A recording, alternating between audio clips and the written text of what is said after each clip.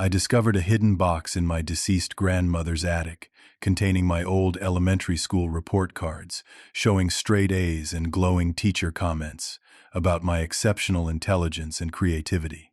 My mother had told me for 25 years that I barely passed school and was too slow to understand complex things.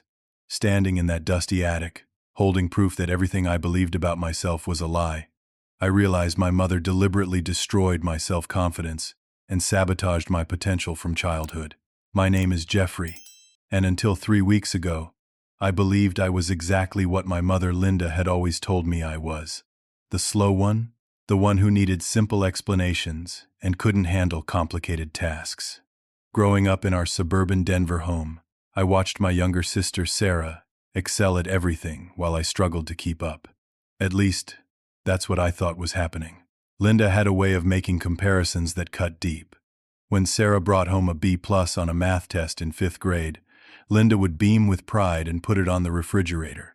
When I showed her my A- in science, she'd glance at it briefly and say something like, "Well, science is easier for you because it's more concrete." Sarah's working with abstract concepts in math. She made it sound like my success was somehow less valuable, less impressive, less worthy of celebration. I remember being excited about school projects when I was young. In 4th grade, I wanted to build a working volcano for the science fair. I had researched different types of volcanic eruptions and planned to demonstrate how different chemical combinations could create various effects. But Linda shut it down quickly. "Oh, honey, that's way too ambitious for you. Let's do something simpler, like a poster about rocks." She said it with such certainty that I never questioned her judgment. The pattern continued throughout my childhood. When I expressed interest in joining the debate team in middle school, Linda explained that I wouldn't be comfortable speaking in public, and that it would be too stressful for someone with my learning style. When I wanted to take advanced algebra in 8th grade, she convinced me that regular math would be more appropriate for my abilities. My father Robert was on the road constantly, selling industrial equipment across the mountain states. He trusted Linda completely when it came to educational decisions. During his brief stops at home, he'd ask about school, and Linda would give him updates about how I was doing my best, but needed extra support to keep up with grade-level expectations. She painted a picture of a caring mother managing a child with limitations, and Robert never had reason to doubt her version of events. Meanwhile, Sarah thrived under Linda's constant encouragement. She was enrolled in advanced classes, participated in academic competitions, and received tutoring to enhance her already strong performance.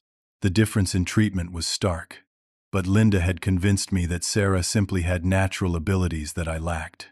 I accepted this explanation because I trusted my mother to know what was best for me. High school brought more of the same systematic discouragement.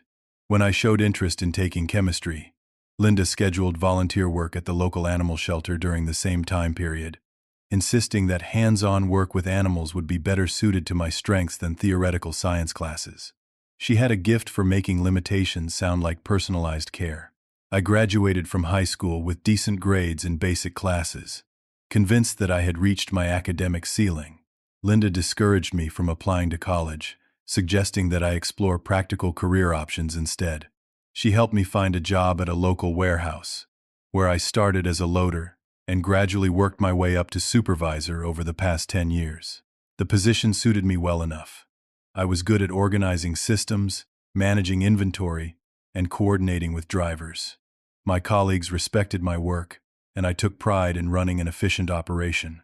But deep down, I always felt like I was missing something, like there was more I could be doing, if only I were smart enough to figure out what that was. Linda reinforced these beliefs regularly during our weekly family dinners. She'd ask about my work in a way that suggested she was proud of me for finding success within my capabilities. When Sarah talked about her marketing career, landing new clients, or developing creative campaigns, Linda would listen with obvious admiration. When I mentioned process improvements I'd implemented at the warehouse or problems I'd solved, Linda would nod politely and change the subject. Now, standing in my grandmother's attic with that box of hidden documents, I understood that everything I believed about my intellectual abilities was based on deliberate manipulation. The report cards in my hands told a completely different story. Mrs. Patterson, my third-grade teacher, had written, "Jeffrey demonstrates exceptional analytical thinking and creative problem-solving skills. He consistently exceeds grade-level expectations and shows remarkable intellectual curiosity. I recommend considering acceleration or enrichment opportunities." Similar comments appeared throughout my elementary years. Teachers consistently noted my advanced comprehension, superior reasoning abilities, and outstanding academic potential. These weren't the evaluations of a slow student who needed simplified explanations. These were assessments of a child who was intellectually gifted and being held back by circumstances beyond his understanding. The most damning piece of evidence was a letter from Mrs. Patterson that had never been opened. She had recommended me for the district's gifted education program, citing my standardized test scores in the 99th percentile. Linda's handwriting on the envelope was clear. "Jeffrey, file away. Do not pursue." My mother had deliberately prevented me from accessing educational opportunities that could have changed the entire trajectory of my life. As I sat surrounded by the dust and memories of my grandmother's attic, 25 years of self-doubt began to crumble. Every time I had accepted that something was too difficult for me, every opportunity I had declined because I believed I wasn't smart enough, every limitation I had embraced as natural and permanent. All of it was built on lies my mother had carefully constructed and maintained. The realization was devastating and liberating simultaneously. Devastating because I understood how much of my potential had been wasted, how many doors had been closed before I even knew they existed. Liberating because it meant that the intellectual limitations I had accepted weren't real. The voice in my head that said I wasn't smart enough, wasn't capable enough, wasn't worthy of challenging opportunities. That voice belonged to Linda, not to any objective assessment of my abilities. The box contained more than just report cards and recommendation letters. As I dug deeper through the carefully organized documents, I found college brochures addressed to me that I had never seen. Universities from across the country had sent information packets based on my PSAT scores, including several that specifically mentioned scholarship opportunities for students with my academic profile. There were letters from guidance counselors that Linda had intercepted, requests for parent conferences to discuss my exceptional potential, and even a thick envelope from the National Merit Scholarship Program that had been opened, read, and filed away without my knowledge. Each document represented an opportunity that Linda had deliberately hidden from me. But the most chilling discovery was Linda's journal, a detailed record of her strategy to maintain control over my academic and personal development. Her handwriting filled page after page with calculations, observations, and plans designed to keep me manageable while ensuring Sarah remained the smart one in the family. One entry from my sophomore year of high school read, "Jeffrey showed interest in AP chemistry again today." I redirected him toward the animal shelter volunteer position. Need to make sure his schedule stays full with activities that don't challenge the family dynamic. Sarah's confidence depends on maintaining her position as the academic star. Another entry was even more explicit. Spoke with guidance counselor today. She wanted to recommend Jeffrey for honors courses next year. I explained that we've tried that approach before, and it caused him significant stress and anxiety. Counselor agreed that emotional well-being should take priority over academic advancement. Success. Linda had systematically poisoned every well of opportunity that might have led to my intellectual growth. She contacted teachers, counselors, and administrators with fabricated concerns about my emotional stability, learning disabilities, and capacity for handling academic pressure. She created an elaborate fiction that portrayed her as a devoted mother, protecting a vulnerable child from overwhelming challenges. The journal revealed that Linda's manipulation extended beyond just preventing my academic advancement. She had actively worked to ensure that I would develop a self-image consistent with her narrative. When I showed signs of confidence or intellectual curiosity, she would subtly undermine those feelings with comments designed to restore my sense of limitation and dependency. For example, when I successfully completed a complex repair project on my car during junior year, Linda praised my practical intelligence while noting that I was lucky to have hands-on skills, since theoretical thinking isn't your strong suit. She had a talent for giving compliments that actually reinforced the very limitations she was trying to maintain. The most painful discovery was a series of recordings Linda had made during phone conversations with my high school guidance counselor. She had saved these conversations as evidence of her successful manipulation, but they now served as proof of her systematic deception. In one recording, the counselor expressed concern about my performance on standardized tests, which consistently scored much higher than my classroom achievements would suggest. The counselor wondered if there might be issues with my course placement or whether I was being adequately challenged academically. Linda's response was masterful in its manipulation. "We've wondered about that too, but Jeffrey has always been a good test taker, without really understanding the underlying concepts deeply. He can memorize patterns and strategies, but when it comes to applying knowledge creatively or handling complex, open-ended problems, he really struggles. We've learned that it's better to keep him in situations where he can feel successful rather than constantly challenging him beyond his comfort zone." The counselor accepted Linda's explanation completely. After all, she was speaking with a concerned parent who seemed to know her child's capabilities intimately. The counselor agreed to maintain my placement in regular level courses and to focus on building confidence rather than creating unnecessary stress through academic pressure. But the most shocking discovery came in the form of a saved voicemail message from Princeton University. A recruiter had called during my senior year, offering me a full academic scholarship based on my PSAT scores and an essay I had apparently submitted through the school's college preparation program. I had no memory of submitting any essay, which meant it must have been part of a standardized process I wasn't even aware of. The recruiter's message was enthusiastic. "Hello, this is David Morrison from Princeton University Admissions. I'm calling about Jeffrey's application materials, which have really impressed our review committee. His essay on systems thinking and problem solving shows exactly the kind of innovative thinking we're looking for in our engineering program. We'd like to offer him a full 4-year scholarship with additional support for graduate studies. Please have Jeffrey or his parents call me back at their earliest convenience." Linda had saved this message for over 10 years. She had kept it as some kind of trophy, proof that her manipulation had successfully prevented me from accessing opportunities that could have completely transformed my life.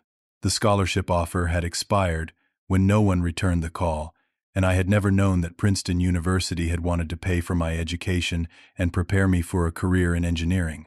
As I listened to that message in my grandmother's dusty attic, I felt something break inside me. It wasn't just anger or sadness, though both of those emotions were certainly present. It was a fundamental shift in how I understood my own identity and potential. Everything I had believed about my intellectual limitations was not only wrong but had been deliberately constructed by the person I trusted most. Linda hadn't just hidden opportunities from me. She had convinced me that I was incapable of handling such opportunities in the first place. She had programmed me to doubt my own abilities so thoroughly that I would never think to seek out the very experiences that could prove her wrong. The warehouse job I had considered a successful match for my abilities now felt like a prison built from artificial limitations. The community college classes I had recently started taking seemed like a tentative step toward goals I had never dared to imagine achieving. But the evidence surrounding me in that attic suggested that I was capable of much more than I had ever been allowed to discover. I realized that Linda's sabotage wasn't just about the past. If she had been this systematic about controlling my development through childhood and adolescence, there was no reason to believe she had stopped once I became an adult. I began to wonder what opportunities she might still be interfering with, what current attempts at growth and development she might be undermining even now. The thought sent a chill through me. If Linda was still actively sabotaging my life, then simply discovering the truth wouldn't be enough. I would need to investigate the present as well as the past, and I would need to find a way to protect myself from ongoing manipulation. The evidence in that box had revealed the scope of Linda's deception, but it had also made me realize that the war for my potential might still be actively underway. The next morning, I called Sarah and asked to meet for coffee. We hadn't had a serious conversation in months, but I needed to understand how much she knew about Linda's manipulation. I hoped that my sister, who had always seemed like Linda's clear favorite, might be unaware of the systematic sabotage I had uncovered. Sarah arrived at our usual coffee shop looking polished and confident in her business attire. She had just landed a major client for her marketing firm and seemed eager to share the good news. But when I showed her the documents from grandmother's attic, her expression changed dramatically. She examined the report cards, read the teacher recommendations, and listened to the Princeton voicemail with growing discomfort. I watched her face carefully, expecting to see shock and outrage at Linda's deception. Instead, I saw something that looked disturbingly like guilt. "Jeffrey," she said slowly, "I need to tell you something that's going to be difficult to hear." My heart sank as I realized that Sarah's reaction wasn't surprise at learning about Linda's manipulation. It was anxiety about being caught in a conspiracy she had helped maintain. Sarah explained that she had known about Linda's strategy since middle school. She had been present during some of the phone calls with my teachers and counselors. She had seen Linda intercept mail addressed to me, and had even helped forge my signature on documents declining advanced course opportunities. "I was 13 years old when it started," Sarah said, as if youth could excuse decades of complicity. "Linda explained that you were fragile emotionally and that pushing you too hard academically could cause serious psychological damage. She said that as your sister, I needed to help protect you from situations that might overwhelm you." But Sarah's involvement had gone far beyond passive compliance. Linda had actively coached her on how to make me look incompetent during family discussions and social situations. When we visited relatives or attended family gatherings, Sarah would be prepared with specific topics and questions designed to highlight her academic achievements, while making my contributions seem simplistic or irrelevant. "Linda would brief me beforehand," Sarah admitted. "She'd tell me to bring up current events or complex topics that you hadn't studied, then ask me to explain things in a way that made it clear I understood concepts that you didn't. She said it was important for everyone to see the natural differences in our abilities, so they wouldn't have unrealistic expectations for you." Even worse, Sarah revealed that many of her early academic achievements had actually been my work that Linda had reassigned. During elementary school, when Linda was supposedly helping me with homework, she was actually collecting my completed assignments to give to Sarah. My original work would be criticized and revised until it appeared mediocre, while Sarah would submit the polished versions and receive praise for exceptional performance. "I thought it was normal," Sarah said, though her tone suggested she knew how weak that excuse sounded. "Linda explained that you needed more help and guidance, while I was ready for advanced challenges. She said we were both being supported according to our different needs and abilities." The most devastating revelation was that Sarah had continued cooperating with Linda's sabotage well into our adulthood. She knew that Linda was still actively interfering in my life, and had done nothing to stop it or warn me. "Just last month," Sarah confessed, "Linda called me to ask about your work situation. She wanted to know if you had applied for any promotions or new positions. When I told her about the promotion you were hoping for, she said she needed to have a conversation with your employer to make sure they understood your limitations." I felt the blood drain from my face. "What do you mean, have a conversation with my employer?" Sarah looked miserable but continued. "Linda contacted your company's human resources department. She identified herself as your concerned mother and said she needed to share some important background information about your capabilities. She told them that you had struggled with learning disabilities throughout school, and that while you were a hard worker, you tended to become overwhelmed when given responsibilities beyond your comfort zone. The promotion I had applied for involved overseeing multiple warehouse locations and implementing new inventory management systems. I had been excited about the opportunity and confident in my ability to handle the increased responsibility. The hiring committee had seemed impressed during my interview, but they had been taking more time than expected to make their decision. Now I understood why. Linda had poisoned that well, just as she had poisoned every other opportunity throughout my life. She had contacted my employer with fabricated concerns about my psychological stability and professional limitations, presenting herself as a protective parent providing important context about my capabilities. "She said she was looking out for you," Sarah continued. "She explained that you had a tendency to overestimate your abilities and take on challenges that would ultimately cause you stress and disappointment. She recommended that the company continue utilizing your strengths in your current position, rather than putting you in a situation where you might fail publicly." I couldn't believe what I was hearing. Not only had Linda destroyed my childhood opportunities, but she was still actively sabotaging my career advancement as a 28-year-old adult, and Sarah had known about it, had provided information that enabled it, and had said nothing to warn me. "Why didn't you tell me?" I asked, my voice barely controlled. Sarah's answer revealed the depth of Linda's psychological manipulation and the extent to which our entire family had been warped by her need for control. Because part of me believed she was right, Sarah said quietly. I've watched you struggle with confidence for so many years. I've seen you doubt yourself and decline opportunities that seem challenging. Linda's explanations for your behavior always made sense to me because they matched what I observed. Sarah had confused the effects of Linda's manipulation with evidence that the manipulation was justified. She had watched me internalize the limitations Linda imposed, then pointed to my internalized limitations as proof that Linda's assessment was accurate. It was a perfect, circular logic that protected Linda's deception while making Sarah feel like a caring sister rather than an enabler of psychological abuse. But Sarah's confession included one more devastating detail. Linda's interference wasn't limited to my career.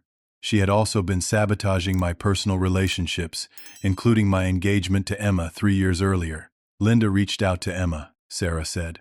She told her that you had some underlying emotional issues that made long-term commitment difficult for you. She said she was sharing this information because she cared about both of you and wanted Emma to understand what she might be getting into. Emma had broken our engagement suddenly, saying she needed to reassess our relationship. She had mentioned concerns about my emotional availability and questioned whether I was ready for the kind of partnership she was looking for. I had been confused by her sudden change in attitude and devastated by the loss of what I thought was a strong relationship. Now I understood that Linda had deliberately destroyed my engagement by planting seeds of doubt about my emotional stability and relationship capabilities. She had presented herself as a concerned mother, providing helpful context, while actually sabotaging one of the most important relationships in my life. As I sat across from Sarah in that coffee shop, I realized that the conspiracy against my potential involved my entire immediate family. Linda had orchestrated the manipulation. Sarah had provided assistance and information, and even our father Robert had unknowingly participated by trusting Linda's version of events without investigation. The scope of the deception was breathtaking. For 25 years, the people closest to me had conspired to keep me small, limited, and dependent. They had stolen my opportunities, undermined my confidence, and sabotaged my relationships while convincing me that they were acting in my best interest. But Sarah's final revelation made it clear that Linda's sabotage wasn't just historical, it was ongoing and escalating. There's something else, Sarah said. Linda found out that you enrolled in those business classes at the community college. She's planning to contact the school. I left the coffee shop feeling like my entire world had shifted beneath my feet. The revelation that Linda was planning to interfere with my current education efforts added urgency to what I had initially seen as a problem about the past. This wasn't just about lost opportunities and damaged relationships. This was about protecting my present and future from ongoing sabotage. That evening, I sat in my apartment with the documents from grandmother's attic spread across my kitchen table, trying to understand the full scope of Linda's interference in my adult life. If she had contacted my employer about the promotion and was planning to contact my school about my enrollment, what other current aspects of my life had she been manipulating? I started by calling Emma, my former fiancée, even though we hadn't spoken since our breakup 3 years ago.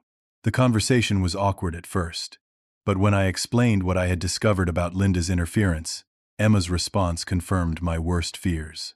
"Oh my God, Jeffrey," Emma said. "I always thought that conversation with your mother was strange, but I didn't know what to make of it at the time." Emma explained that Linda had called her about 6 months before our planned wedding, claiming to have important information about family mental health history that Emma should consider before making such a significant commitment. Linda had been subtle and manipulative, expressing love and concern for me, while systematically undermining Emma's confidence in our relationship. She said that men in your family had a pattern of becoming overwhelmed by responsibility and that marriage often triggered episodes of anxiety and depression, Emma recalled. She mentioned that your father had struggled with similar issues and that she had learned to manage his limitations by keeping expectations realistic. Linda had painted a picture of genetic predisposition to emotional instability, supported by fabricated examples of my allegedly declining performance under stress. She had suggested that Emma might want to postpone the engagement until I had worked through some underlying issues with professional help. She made it sound like she was looking out for both of us, Emma said. She insisted that she wasn't trying to interfere, just providing important context that might help us make better decisions about our future. But Linda's manipulation had been even more sophisticated than that. She had provided Emma with specific examples of my supposed emotional instability, including incidents that had either been completely fabricated or grossly misrepresented. Linda had described me as someone who became paralyzed by important decisions and had a history of abandoning commitments when they became challenging. She told me about times when you had supposedly given up on goals or quit projects halfway through, Emma continued. She said it was a pattern that went back to childhood, and that while you were a good person, I should be prepared for disappointment if I expected too much consistency from you. Every example Linda had provided was either completely false or a distorted interpretation of normal setbacks and changes in direction. She had taken my decision to change majors during my brief attempt at community college and turned it into evidence of chronic instability. She had described my job changes as signs of inability to handle responsibility rather than natural career progression. Most devastatingly, Linda had convinced Emma that my expressions of love and commitment were themselves symptoms of emotional problems. She had suggested that I tended to become overly attached in relationships as a way of avoiding independent decision-making, and that my eagerness to get married reflected anxiety about autonomy rather than genuine readiness for partnership. I started noticing things differently after that conversation, Emma admitted. When you talked about our future together, I began wondering if you were using our relationship to avoid dealing with other challenges in your life.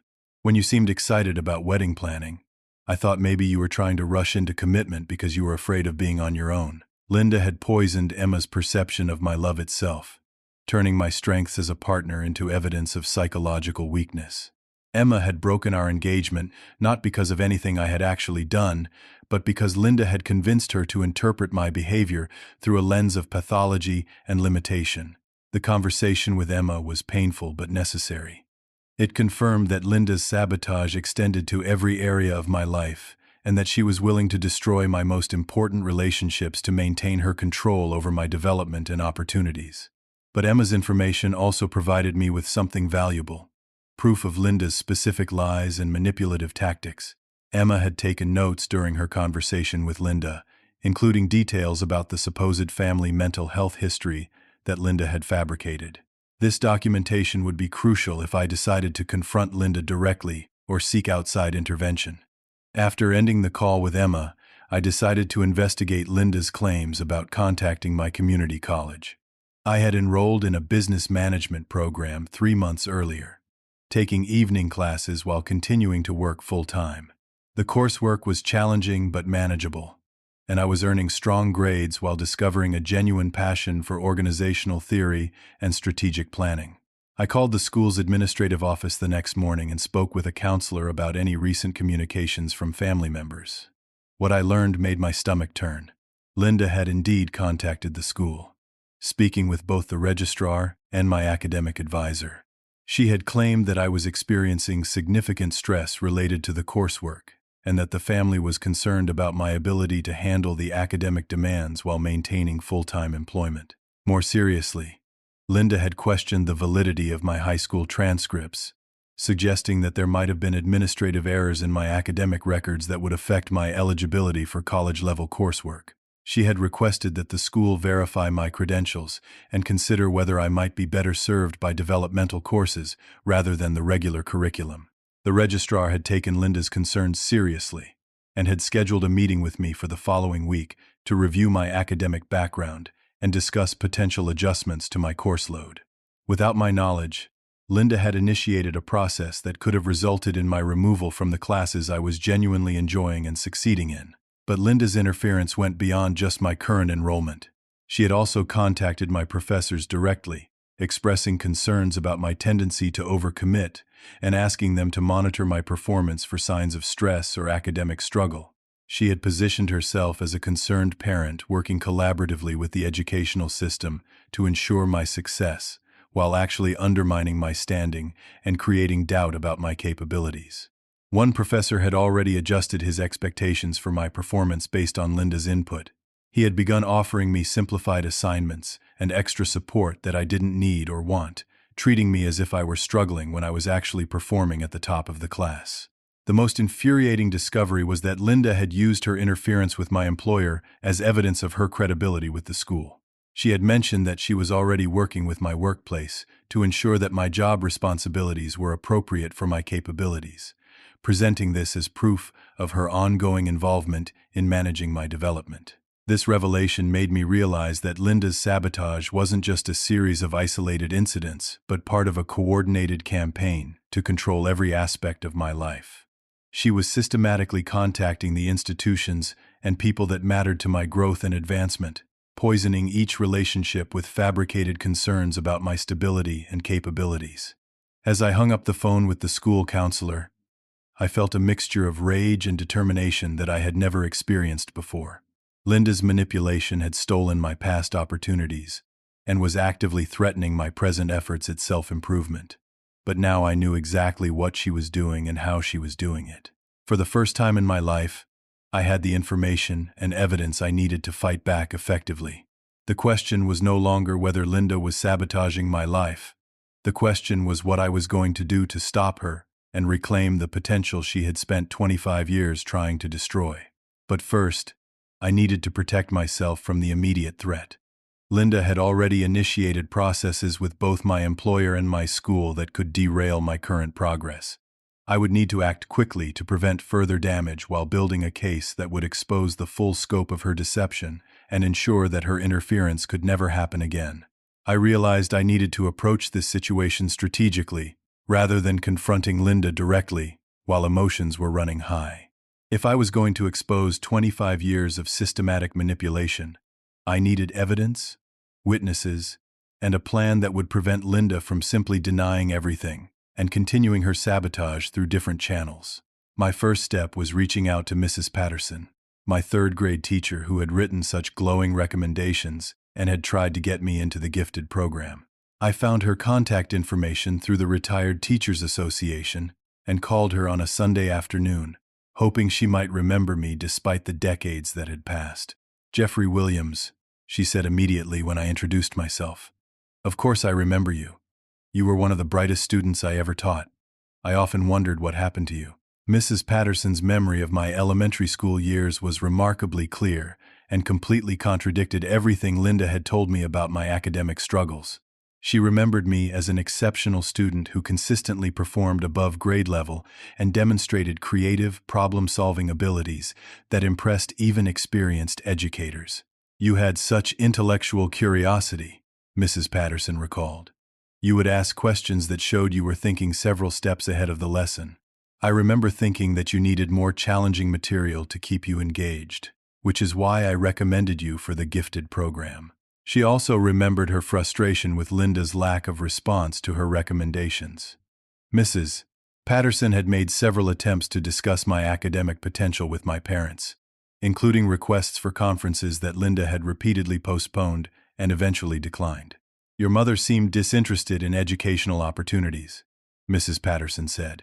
"She would acknowledge my concerns politely, but always had reasons why additional challenges wouldn't be appropriate for you. I found it puzzling, because most parents are eager to hear about their child's exceptional abilities." Mrs. Patterson agreed to provide written documentation of her memories of my academic performance and her recommendations for advanced programming.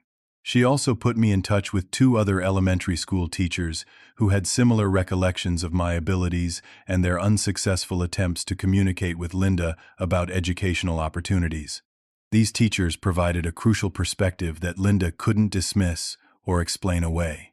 They were professional educators with decades of experience who had no reason to lie about my childhood performance. Their consistent testimony about my abilities and Linda's unresponsiveness created a pattern that would be difficult for Linda to rationalize. But I needed more than just historical evidence.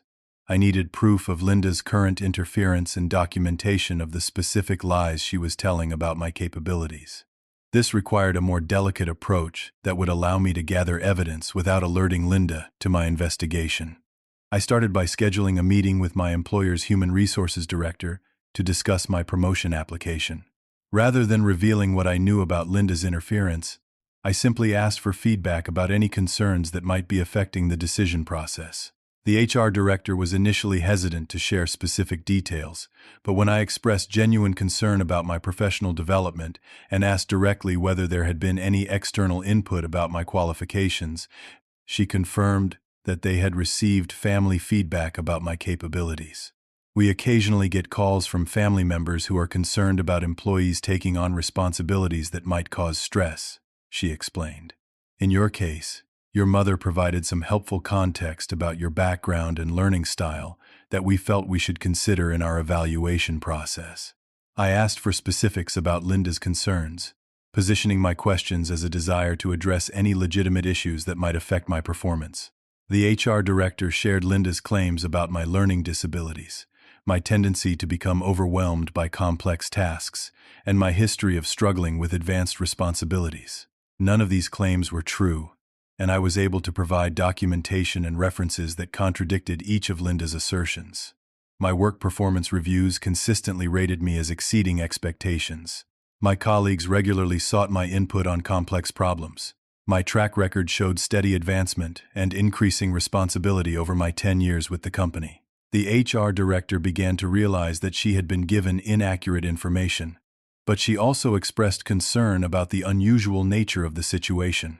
It was unprecedented in her experience for a family member to provide false information about an employee's capabilities, and she wasn't sure how to handle the discovery that Linda's concerns were actually fabricated attacks on my professional reputation. I suggested that we document the contradiction between Linda's claims and my actual performance record, and that any future contact from family members be directed to me rather than being accepted as factual input about my capabilities. The HR director agreed to this approach and also indicated that the promotion committee would reconsider my application based on my actual qualifications rather than Linda's fabricated limitations. But the most important outcome of this meeting was that I had established a record of Linda's interference and the specific lies she had told. This documentation would be crucial for preventing future sabotage and for building a case that demonstrated the systematic nature of her manipulation. My next step was addressing Linda's interference with my education. I scheduled a meeting with my academic advisor at the community college and took a completely transparent approach, explaining the family dynamics I had discovered and providing evidence of Linda's pattern of educational sabotage. The advisor was initially skeptical. Family interference in adult education was unusual, and the scope of manipulation I described seemed extreme. But when I shared the documentation from my elementary school years and the evidence of Linda's lies to my employer, the pattern became impossible to ignore. This is actually educational abuse, the advisor said after reviewing all the materials. Deliberately preventing a child from accessing appropriate educational opportunities is a form of neglect, and continuing that interference into adulthood constitutes harassment. The advisor agreed to document Linda's recent contact with the school and to ensure that any future communications from family members would be directed to me, rather than being accepted as legitimate concerns about my academic welfare. She also suggested that I consider filing a formal complaint about Linda's interference, both to protect myself and to create a record that might protect other students from similar manipulation. But the most empowering moment came when the advisor reviewed my current academic performance and compared it to Linda's claims about my capabilities. I was earning A's in all my classes, contributing valuable insights during discussions, and demonstrating exactly the kind of analytical thinking that Linda had claimed I was incapable of handling. Your mother described a student who would struggle with college-level coursework, the advisor noted. But your actual performance suggests someone who should be considering transfer to a 4-year university and possibly accelerated programming. The disconnect between her description and your reality is remarkable. This observation gave me the confidence to take the next step in my plan. I had proof of Linda's lies, documentation of her interference, and credible witnesses who could testify to both my actual capabilities and Linda's pattern of sabotage. Now I needed to create a situation where I could document Linda's deceptive behavior directly. I decided to set a trap. I called Linda and mentioned that I was considering applying to a 4-year university to complete my bachelor's degree. I made it sound like a tentative idea that I was still researching, and I asked for her advice about whether such a step would be realistic given my limitations. Linda's response was exactly what I expected. She expressed concern about my ability to handle university-level coursework, suggested that I might be setting myself up for disappointment, and offered to help me research more appropriate options for someone with my educational background. But most importantly, Linda took the bait.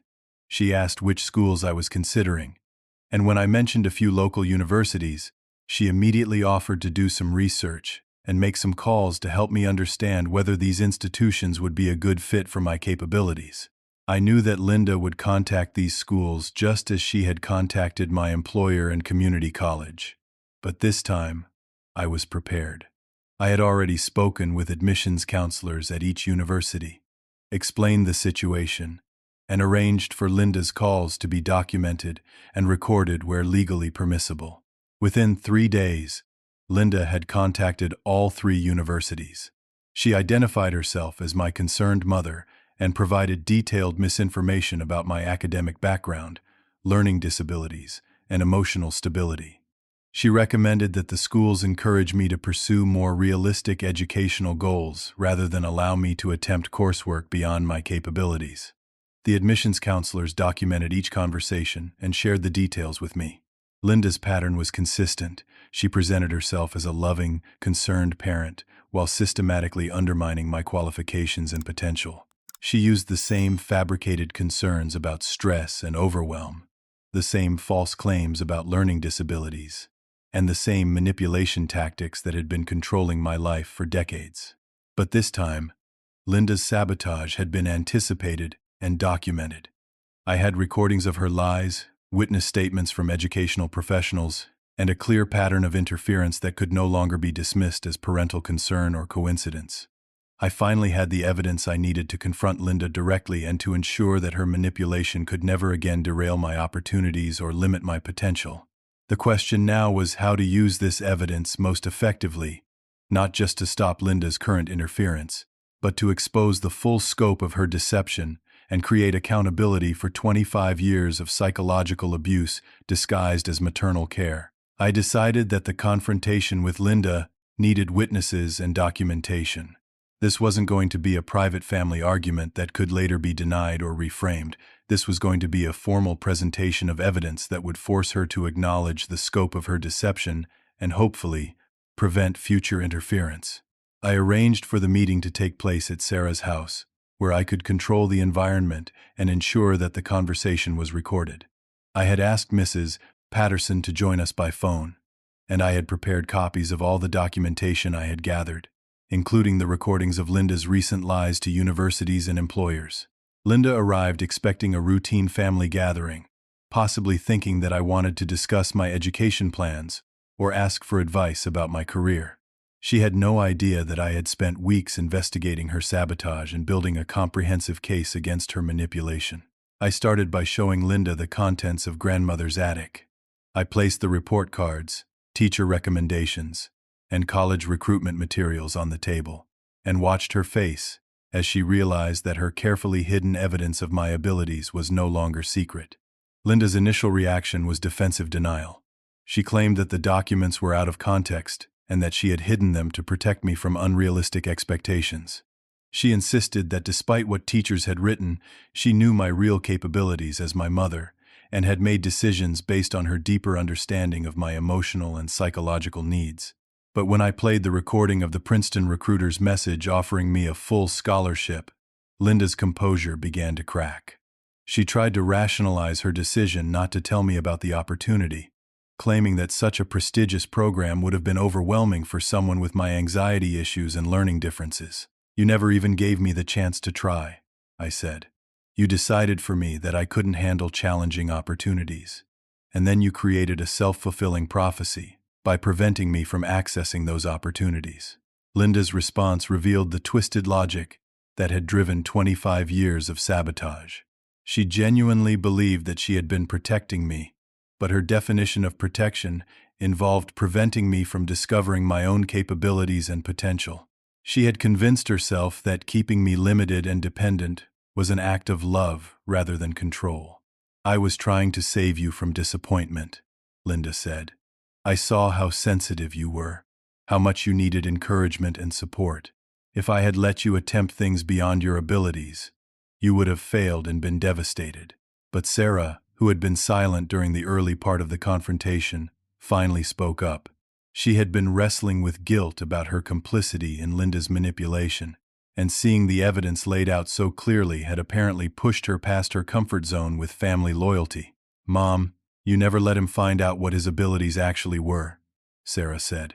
"You decided when he was 8 years old that he couldn't handle challenges, and then you spent 20 years making sure he never had a chance to prove you wrong." Sarah's intervention was crucial because it represented an acknowledgement from within our immediate family that Linda's behavior was wrong. Linda could no longer frame this as Jeffrey overreacting or misunderstanding her motherly concern. Her own daughter was calling her actions manipulative and harmful. At this point, I introduced the evidence of Linda's current interference. I played recordings of her recent calls to universities, her conversations with my employer, and her attempts to undermine my community college enrollment. I showed her the documented lies she had told about my learning disabilities, emotional instability, and academic background. Linda's defense mechanism shifted from denial to justification. She admitted to contacting my employer and schools, but framed these actions as necessary intervention to prevent me from taking on responsibilities that would cause stress and failure. "I was trying to save your employer from putting you in a position where you might struggle," Linda said. "I was trying to save the schools from wasting resources on programs that might not be appropriate for your learning style."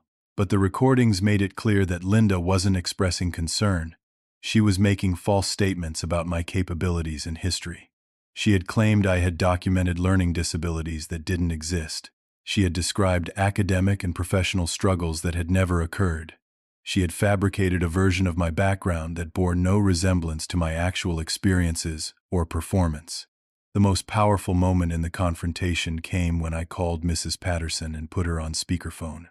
Linda had to listen as her son's third-grade teacher described the exceptional student she remembered and her frustration with Linda's lack of response to recommendations for advanced programming.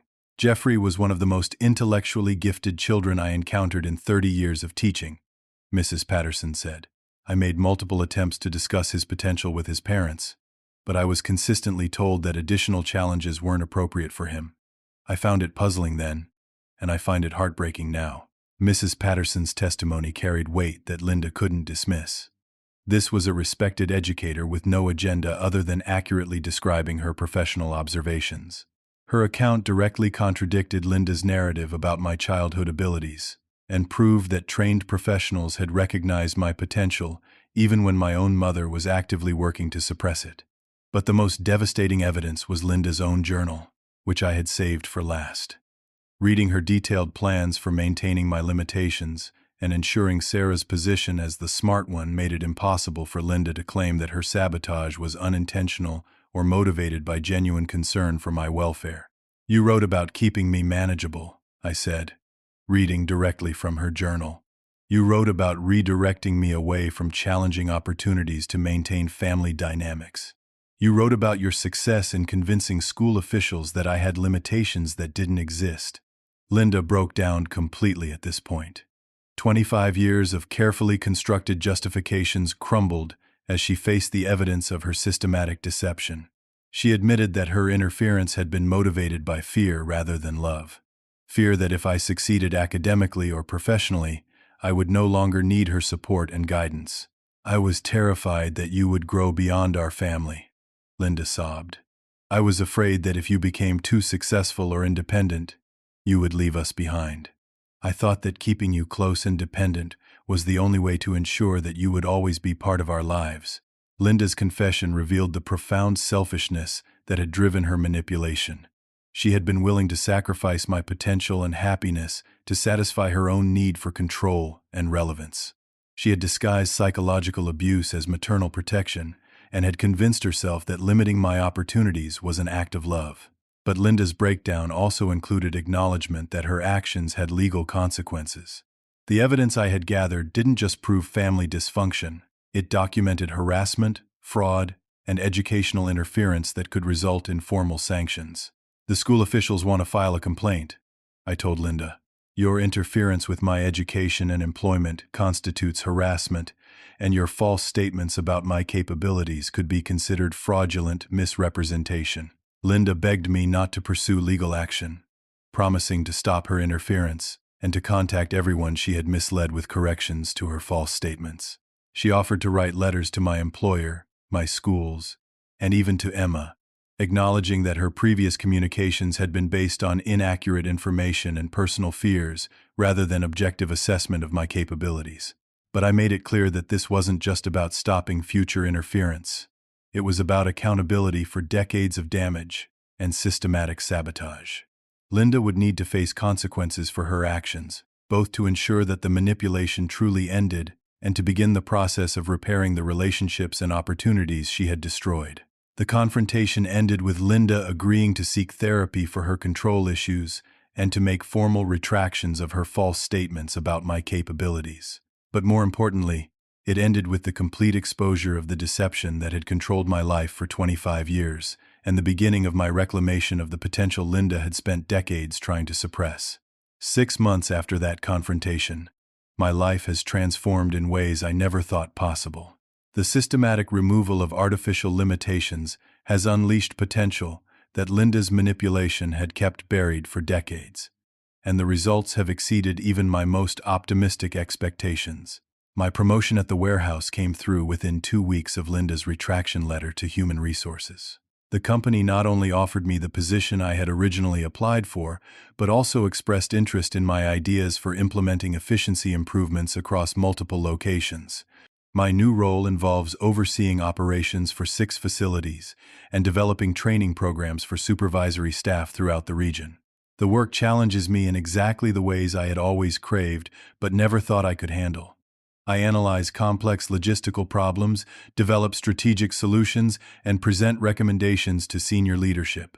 The intellectual engagement I had been denied for 25 years has become the foundation of my professional success, and my colleagues frequently seek my input on issues that require creative problem-solving.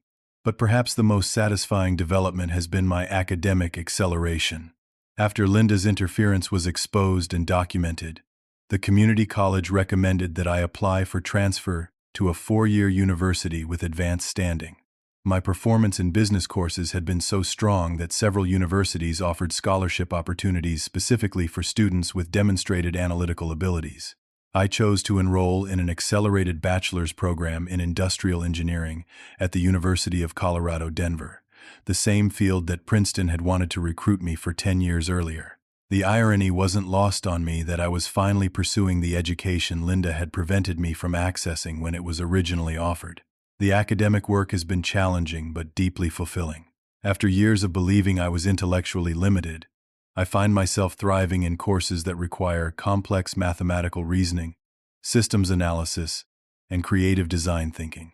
My professors have consistently commented on my unusual combination of practical experience and theoretical understanding, noting that my warehouse background provides valuable context for engineering principles. Most importantly, I'm not just succeeding academically, I'm excelling in ways that suggest I truly do have the exceptional abilities that elementary school teachers recognized and Linda spent decades suppressing. I've been invited to join the honors program, and one professor has already mentioned opportunities for graduate research that could lead to advanced degrees and potentially an academic career. Linda has fulfilled her commitment to seek therapy and has been working with a psychologist who specializes in family dynamics and control disorders. Her therapist helped her understand that her manipulation was a form of psychological abuse that caused measurable harm to my development and opportunities. Linda has written formal letters to everyone she misled about my capabilities, acknowledging that her previous communications were based on personal fears rather than accurate assessment of my abilities. The letter to my former employer resulted in not just the promotion but also a formal apology from the company for allowing family interference to influence their evaluation process.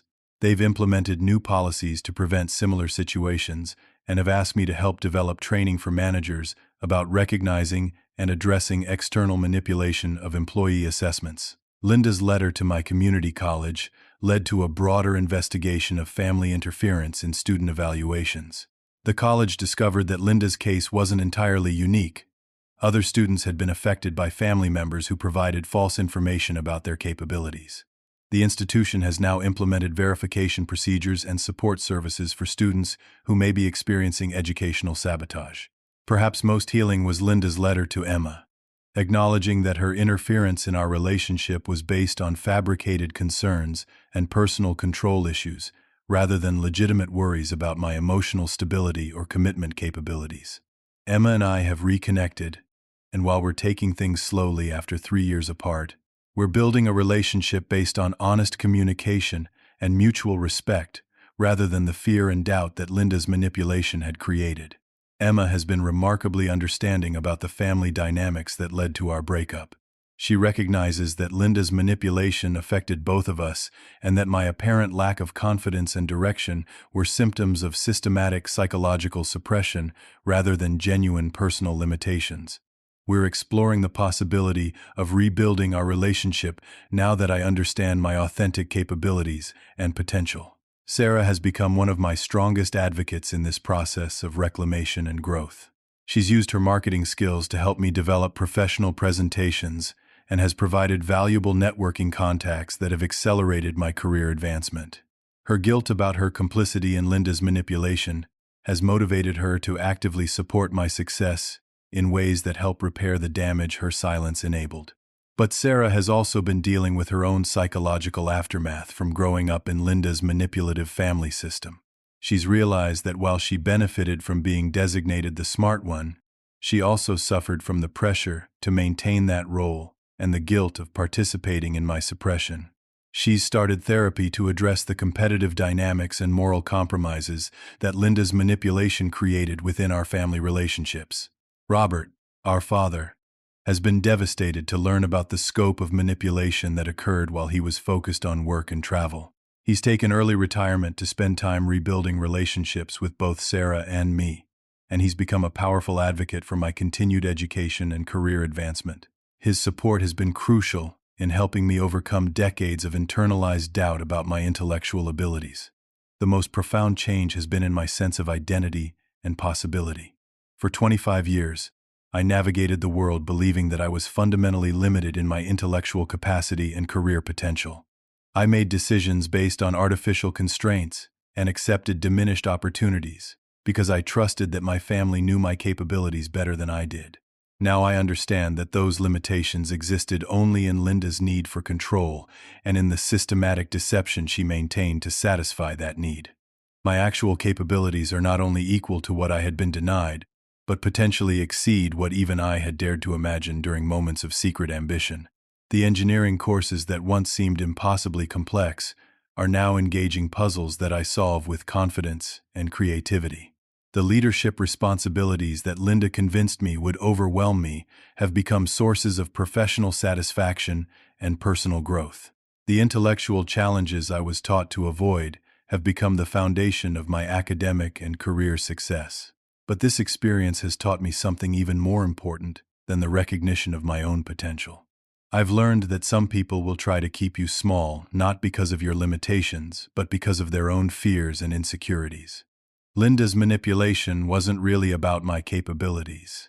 It was about her need to maintain control and relevance in relationships that she feared would change as I grew and succeeded. The greatest lesson has been understanding that your worth and potential aren't determined by others' assessments, even when those others are family members who claim to know you best. The voice that tells you that you're not smart enough, not capable enough, not worthy of challenging opportunities might not be your voice at all. It might be someone else's fear, dressed up as concern for your welfare. Fighting for my authentic potential wasn't selfish or ungrateful, it was necessary. It was the only way to reclaim the life and identity that Linda's manipulation had stolen from me. It was the only way to honor the abilities that teachers had recognized in childhood, and that had been systematically suppressed through decades of psychological abuse disguised as protection. I'm now 28 years old, and finally beginning the life I was meant to live 25 years ago. While I can't recover the lost time or opportunities, I can ensure that the remainder of my life reflects my authentic capabilities rather than artificial limitations imposed by someone else's fears. The warehouse supervisor who believed he was lucky to have practical skills is now an engineering student on track for graduate school. The son who accepted that he was the dumb one is now excelling in academic programs that challenge and inspire him. The man who thought his intellectual limitations were permanent has discovered that they never existed outside of his mother's manipulation. Linda destroyed my past opportunities, but she couldn't destroy my potential itself. That potential was simply dormant, waiting for the artificial constraints to be recognized and removed. Now that those constraints are gone, I'm finally free to discover not just who I really am, but who I was always capable of becoming. The most satisfying aspect of this transformation isn't just personal success. It's the knowledge that Linda's manipulation has been permanently exposed and can never again derail my growth or limit my opportunities. The truth about her systematic sabotage is documented. Witnesses have testified to my actual capabilities, and institutions have implemented safeguards to prevent similar interference. I'm finally living my authentic life, pursuing my genuine potential, and building relationships based on honesty rather than manipulation. The 25 years Linda stole from me are gone forever, but the rest of my life belongs to me and reflects my actual abilities rather than her artificial constraints. Before I end this story, I want to ask you something important. Have you ever wondered if the voice telling you that you're not capable enough might not be your own? Have you considered that the people closest to you might sometimes limit your potential not because they know better, but because they fear losing control or relevance in your life? If this story resonated with you, please hit that like button and share it with someone who might need to hear this message. Subscribe to the channel if you want more stories about overcoming manipulation and discovering your authentic potential. And most importantly, leave a comment telling me about a time when you had to fight for your own capabilities against people who tried to keep you small. Thank you for listening to my story about the 25 years it took to discover that I was never the dumb one. I was just the controlled one. I hope my experience helps you recognize your own authentic potential and gives you the courage to fight for the life you deserve, rather than accepting the limitations others try to impose on you. Remember that your potential belongs to you, not to the people who claim to know what's best for you. Sometimes the greatest act of love for yourself is refusing to stay small to make others comfortable. You deserve the chance to discover your real capabilities and to build a life that reflects your authentic potential rather than someone else's fears.